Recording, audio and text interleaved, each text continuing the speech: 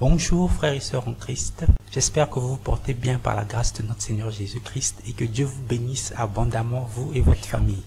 Dans cette vidéo, nous allons parler de la fête d'anniversaire. D'où nous vient cette coutume de fêter le jour de sa naissance? Pourquoi doit-on offrir des cadeaux? Pourquoi mettons des bougies sur le gâteau? Et surtout, est-ce réellement avantageux pour un chrétien de fêter son anniversaire? C'est parti, examinons tout ceci.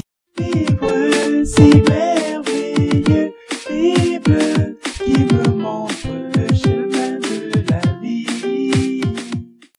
J'ai commencé les recherches de manière simple. Je suis allé sur Google et j'ai tapé anniversaire origine.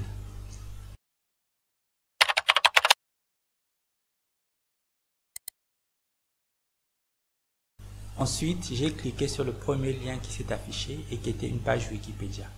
Vous pourrez retrouver les sources dans la description. Bref, ça fait beaucoup de lecture, mais rassurez-vous, je vous résume tout ça. Origine de la célébration des anniversaires. Dans l'Antiquité, les anniversaires étaient réservés aux empereurs et ils donnaient lieu à des sacrifices humains. Nous trouvons Marco Polo qui décrit au XIIIe siècle les festivités lors de l'anniversaire de l'empereur de Chine, Kubilai Khan. Au Moyen-Âge, il était difficile de célébrer son anniversaire à cause de l'Église catholique romaine qui interdisait ces pratiques parce qu'elles étaient d'origine païenne. Cependant, et je cite, « Dans l'Occident chrétien, la fête de naissance sent le paganisme des empereurs romains qui avaient érigé la commémoration annuelle de leur naissance en une fête religieuse obligatoire avec persécution des chrétiens en guise d'animation. » Fin de citation. La célébration du jour de la naissance réapparaît clairement à l'époque de la réforme protestante au XVIe siècle, à cause de l'astrologie et des horoscopes. Néanmoins, c'est au XIXe siècle que la célébration de l'anniversaire se répand dans la classe bourgeoise, puis à la classe ouvrière au XXe siècle. Origine et signification des vœux, du gâteau et des bougies, et des cadeaux. Veuillez noter que dans ce chapitre, je cite directement l'article Wikipédia. Tout ce que j'ai fait, c'est modifier un peu l'ordre des phrases. Allons-y. Les diverses coutumes que l'on observe aujourd'hui lors des anniversaires ont une longue histoire. Leurs origines sont liées à la magie et à la religion. Jusqu'au IVe siècle, le christianisme a rejeté la célébration des anniversaires, les considérant comme une coutume païenne. Les Grecs et les Romains croyaient qu'à chaque humain s'attachait un esprit protecteur ou démon qui assistait à sa naissance et veillait sur lui durant sa vie. Cet esprit était en relation mystique avec le Dieu dont l'anniversaire correspondait au jour de la naissance de l'individu. Cette croyance a fait son chemin et se retrouve dans les notions d'ange gardien, de marraine fée et de saint Patrick. La coutume consistant à allumer des bougies sur les gâteaux a commencé avec les Grecs. Des gâteaux de miel, ronds comme la lune et éclairés par des cierges, étaient déposés sur les autels du temple de la déesse Diane. La croyance populaire attribue aux bougies d'anniversaire le pouvoir magique d'exaucer les souhaits. Les cierges allumés et les feux sacrificiels ont toujours eu une signification mystique particulière depuis que l'homme a commencé à dresser des autels à ses dieux. Les bougies sont donc un hommage à l'enfant qui fête son anniversaire. Elles lui font honneur et lui portent chance. Les souhaits d'anniversaire et le vœu de bonheur font partie intégrante de la fête. Cette croyance prend ses racines dans la magie. Les souhaits d'anniversaire peuvent faire du bien ou du mal, parce que l'on est proche du monde des esprits à ce moment précis. Les pratiques en usage dans les temps anciens qui consistaient à adresser des félicitations, à fêter l'événement et à offrir des cadeaux étaient censées protéger des esprits mauvais celui qui célébrait son anniversaire. On assurait ainsi sa sécurité pour l'année à venir. Origine de la chanson Joyeux anniversaire. La mélodie de la chanson Joyeux anniversaire a été composée par deux sœurs américaines, Patty Hill et Mildred Hill en 1893. Elles étaient toutes deux institutrices et avaient composé la chanson intitulée Good Morning to All pour leurs jeunes élèves. Les élèves aimaient tellement la chanson qu'ils se sont mis à la chanter lors des fêtes d'anniversaire. Ce sont donc les enfants qui ont modifié les paroles de la chanson de Good Morning to All à Joyeux anniversaire en y incluant le nom de la personne qui fêtait son anniversaire. Cependant, de nombreux historiens estiment qu'elles avaient simplement copié cette mélodie des chansons païennes de l'époque. Un chrétien doit-il fêter son anniversaire? Dans la Bible entière, on ne parle que de deux fêtes d'anniversaire, une dans l'Ancien Testament et une dans le Nouveau Testament. Dans l'Ancien Testament, nous pouvons lire en Genèse 40, versets 20 à 22, « Le troisième jour, jour de la naissance de Pharaon, il fit un festin à tous ses serviteurs, et il éleva la tête du chef des échansons et la tête du chef des panetiers au milieu de ses serviteurs. Il rétablit le chef des échansons dans sa charge des chansons pour qu'il mit la coupe dans la main de Pharaon. Mais il fit pendre le chef de panetier selon l'explication que Joseph leur avait donnée. » Nous voyons ici que l'Ancien Testament confirme ce que l'histoire a dit, à savoir que la fête d'anniversaire était une fête païenne et qu'il y avait des sacrifices humains. Passons maintenant au Nouveau Testament.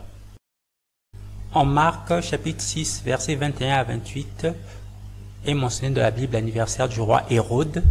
Et en fait, ce que vous allez remarquer, c'est que lors de cet anniversaire, le roi n'avait peut-être pas prévu de sacrifier quelqu'un, mais les esprits derrière cet anniversaire se sont arrangés pour qu'il y ait un sacrifice humain, et c'était le sacrifice de Jean-Baptiste.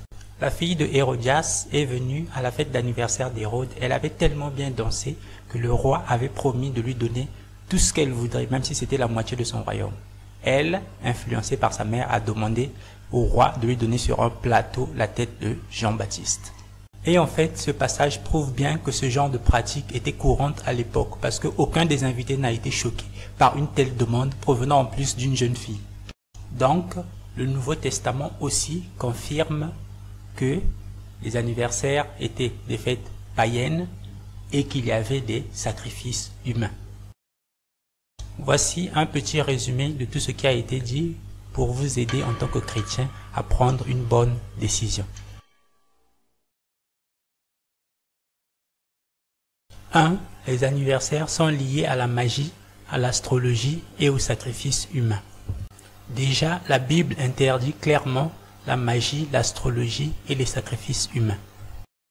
Dans Deutéronome, chapitre 18, versets 10 et 12, on peut lire « Qu'on ne trouve chez toi personne qui fasse passer son fils ou sa fille par le feu, personne qui exerce le métier de devin, d'astrologue, d'augure, de magicien.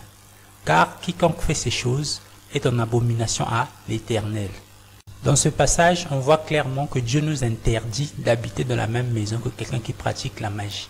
En fait, c'est clair que Dieu ne veut pas qu'on soit en contact avec les pratiques de la magie et de l'astrologie et des sacrifices humains. Donc, vous voyez que tout ce qui sort de la magie, de l'astrologie et des sacrifices humains, en tout cas, Dieu est déjà contre cela. Et donc, c'est clair que Dieu est contre la pratique de fêter les anniversaires. 2. Le gâteau et les bougies portent chance et honorent la déesse Diane. Les cadeaux sont censés te protéger jusqu'à l'année prochaine. Déjà, en tant que chrétiens, nous savons que nous avons été bénis de toutes les bénédictions spirituelles en Jésus-Christ. Donc, nous n'allons pas attendre notre chance qui va provenir des bougies. Et en plus, comment allons-nous reproduire des rituels qui étaient faits pour adorer des déesses païennes? Et nous aussi, chrétiens, nous faisons les mêmes rituels. Tu prends un gâteau qui est rond comme la lune, tu mets une bougie dessus, la flamme de la bougie est censée représenter la lumière faible de la lune, et toi aussi tu fais le même rituel. C'est-à-dire que quand le Seigneur nous ouvre les yeux, on comprend qu'on doit tout de suite se séparer de ces choses. Et on dit encore que les cadeaux sont censés te protéger jusqu'à l'année prochaine. Nous savons que le protecteur par excellence, c'est Jésus-Christ. Et donc si nous ne voulons plus participer à ces rituels, être en contact avec des démons, c'est clair ce que nous allons faire. 3. Celui qui fête son anniversaire est protégé par le démon qui a assisté à sa naissance. Frères et sœurs, c'est grave les choses que j'ai lues ici dans cet article. Et c'est clair, c'est même pas caché. C'est-à-dire que vous voyez clairement que on nous fait participer à des rituels, à des choses sataniques, simplement parce qu'on ne pense pas à vérifier ce que nous faisons comme chose quotidiennement, chaque jour. Et donc ici, quand on te dit que il y a un démon qui assiste à ta naissance et qui te protège lorsque tu fêtes ton anniversaire, toi, est-ce que en tant que chrétien, tu es protégé par un démon? Et si un démon entre en contact avec toi, est-ce qu'il viendra réellement pour te protéger?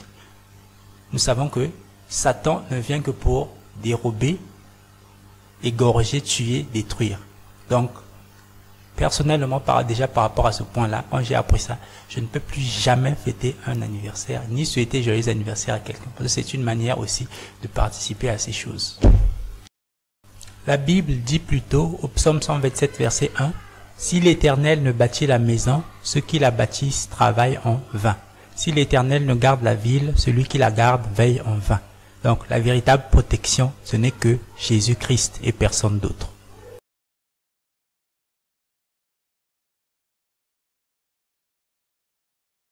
4. Les souhaits d'anniversaire peuvent faire du bien ou du mal, parce que au moment de la fête d'anniversaire, on est plus proche du monde des esprits. » Frères et sœurs en Christ, en tout cas c'est ici qu'apparaît clairement que la fête d'anniversaire est une fête satanique, c'est-à-dire que c'est une recommandation de Satan. Parce que on ne peut pas m'expliquer comment un souhait d'anniversaire va te faire du mal, mais on te dit que le souhait d'anniversaire peut te faire du bien ou du mal. Pourquoi? Parce qu'au moment de la fête, tu es plus proche du monde des esprits. Comprenez ça? C'est-à-dire que les choses qu'on voit, c'est grave, mais qu'on fait, c'est grave, mais on ne se rend pas compte forcément de ce qu'on est en train de faire en préparant simplement un gâteau, en organisant une fête, en mettant des bougies dessus. On ne se rend pas compte à quel genre de rituel on est en train de participer. Et c'est ça la gravité de fêter un anniversaire. Parce que à ce moment-là, un sataniste va profiter. Lui, il viendra avec ses lèvres, il va te prononcer des belles paroles. Mais spirituellement, il prononcera autre chose. Et tu seras vulnérable parce que c'est toi qui as choisi de participer à ce rituel satanique.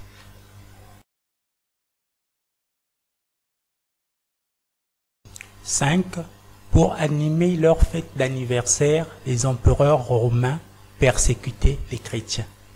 Et jusqu'au IVe siècle, les chrétiens ne fêtaient pas les anniversaires, les considérant comme une coutume païenne. Frères et sœurs en Christ, rendez-vous compte de la gravité de la situation. C'est-à-dire que ceux qui ont commencé avec les anniversaires avant toi, pour se réjouir, pour s'amuser, ils allaient persécuter les chrétiens. C'est-à-dire, toi aujourd'hui tu es chrétien, tu décides encore de fêter un anniversaire. Tu vois un peu à quoi tu es en train de participer. Parfois, il y a un chrétien qui avait été tué ce jour-là, parce que c'était l'anniversaire d'un empereur romain. Et toi, aujourd'hui, tu te décides encore, tu fêtes un anniversaire. C'est parce qu'on ne se rend pas compte, en fait, de ce que nous sommes en train de faire. Et deuxième point, on nous dit que les premiers chrétiens ne fêtaient pas les anniversaires parce que cette coutume était une coutume païenne. La Bible nous dit bien que Dieu ne change pas. Est-ce que entre-temps, Dieu est devenu païen pour que nous, chrétiens, on puisse maintenant participer à des rituels païens? Ou est-ce que cette coutume-là, Dieu a dit, bon, d'accord, c'était pour les païens, maintenant je fais ça passer, ça devient pour les chrétiens. Donc réfléchissons sérieusement. Réfléchissons sérieusement sur ce que nous faisons lorsque nous fêtons les anniversaires. Ça a pour origine la magie, l'astrologie. Donc, ça ne nous concerne pas.